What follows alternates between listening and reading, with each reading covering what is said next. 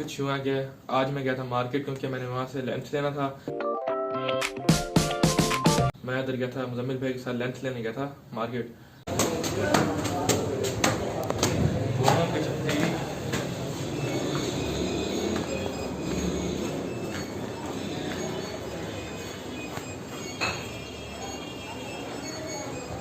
Mask पहन बदतमीज। 0.45 mm wild angle lens जो मुझे चाहिए था, पर वो उस कंपनी का तो मिला नहीं, पर अभी जो मिला है उसी से गुजारा करेंगे और अब हम उसकी अनबॉक्सिंग करेंगे।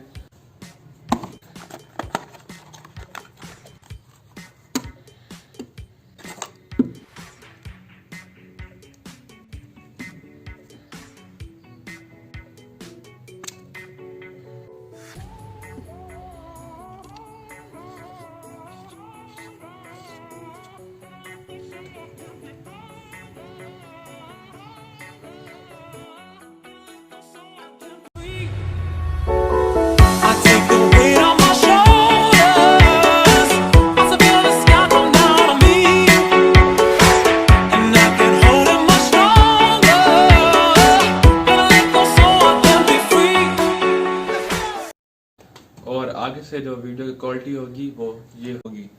और बस यही बताना था आपको मैंने, तो मिलते हैं नेक्स्ट वीडियो में।